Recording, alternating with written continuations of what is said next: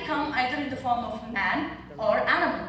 But this is the 21st century, the age of mechanization, which can be seen from the fact that that in the 1950s, 90% of all inputs in agriculture came from muscle power, which is a mere 14% today.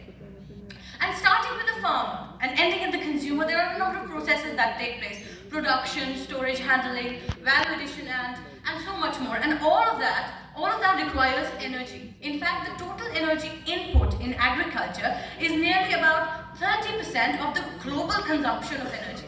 And that is our challenge number 1. Now, if we project this scenario to 2050, we are going to see that the population is going to increase by about 2.5 billion people, which goes on to say that the demand will also increase by about 70%, considering the fact that our energy resources are either depleting or the same at best. That is our challenge number 2. Now, as per the latest energy statistics of India, we can see that the production of energy resources over the last 1 decade has been decreasing. And this trend is even more drastic for the last 1 year. And that makes it our challenge number 3. Now, the fossil fuel consumption, on the other hand, is incessantly rising over the past many decades, and that causes us to import more, and when we import more, the prices rise. In fact, 88% of all our crude oil in India is imported, which makes it expensive in India. In fact, with every 10% rise in the fossil fuel price, the wholesale price index also increases. And as a result of that, it puts a lot of burden on the farmer's income. That makes it our challenge number 4. There is also a huge dependence on solid biomass in India, which is a very inefficient fuel.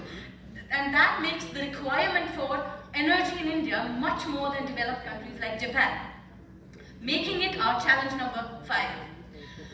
1/3 of all the food produced in India on farm or post-harvest is lost. And this being said in a time where millions of people go hungry every day.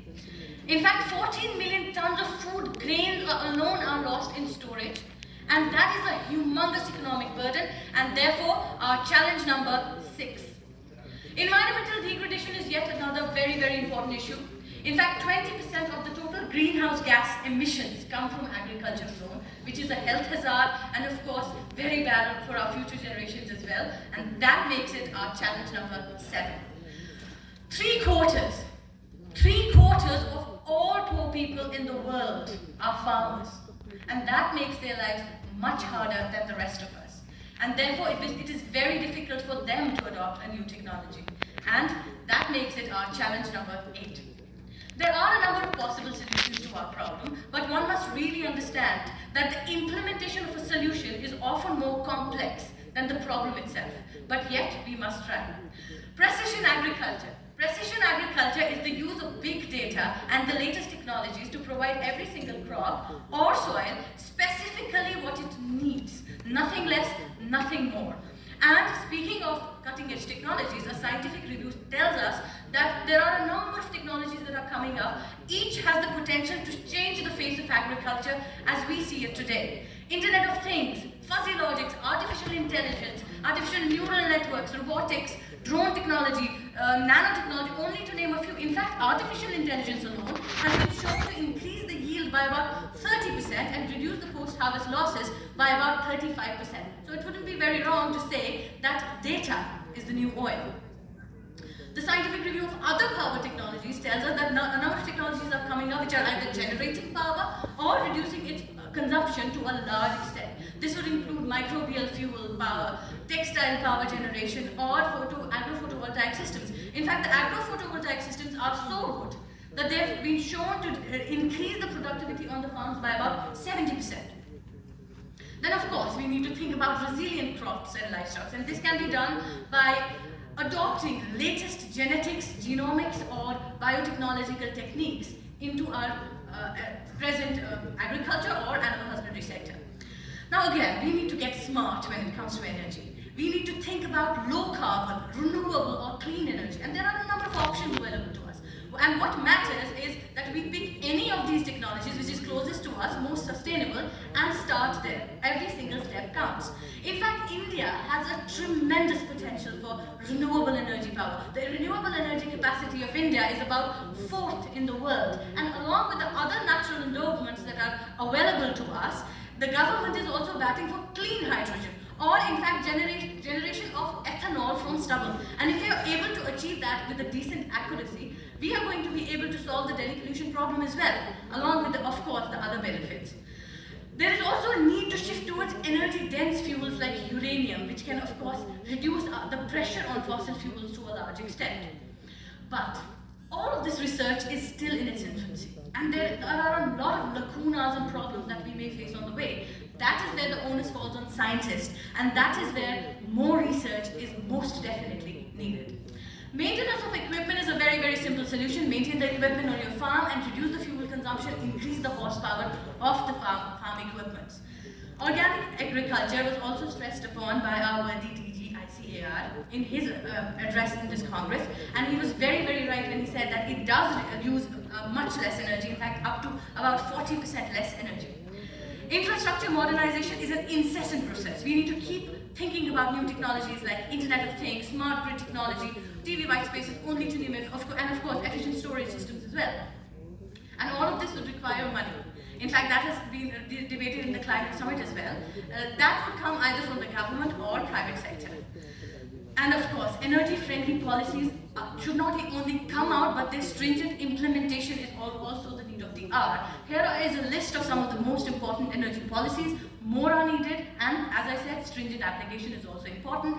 The National Action Plan on Climate Change also talks about more or less the same thing. And affordable and clean energy is also one of UNESCO's Sustainable Development Goals, which goes on to say that a lot of effort has been put globally in making this effort possible. And finally, innovation. Innovation is the backbone of all problem solving. In fact, the number of innovation challenges that are coming up globally or in India are making sure that good innovations come here to stay, that they solve the problems on ground and change the world for the better.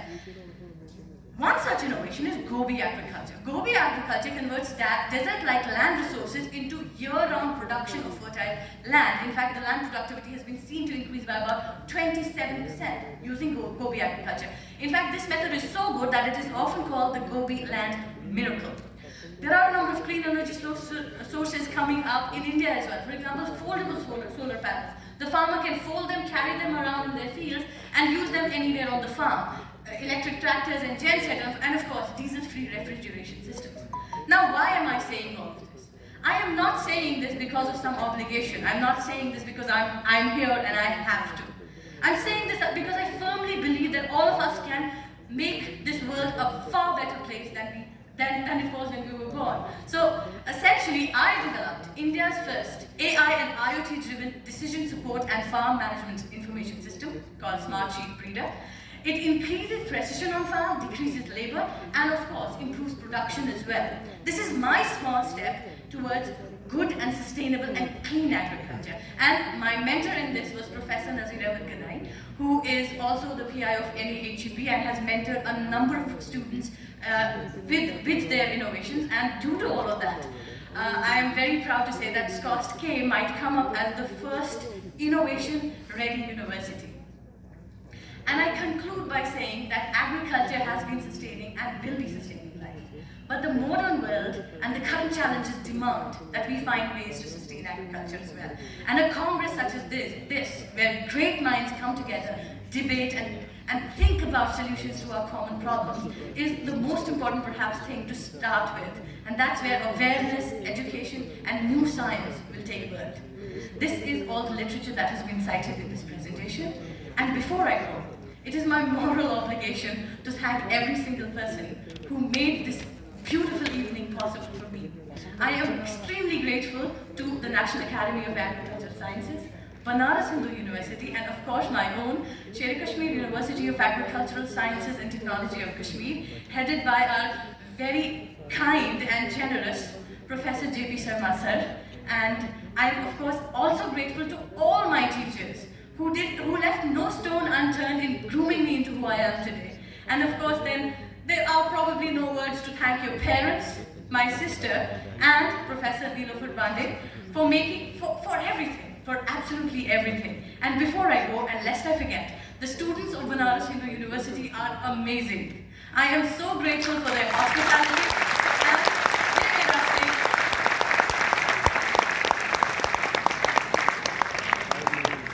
my stay really, really memorable. Thank you very much for letting me your air.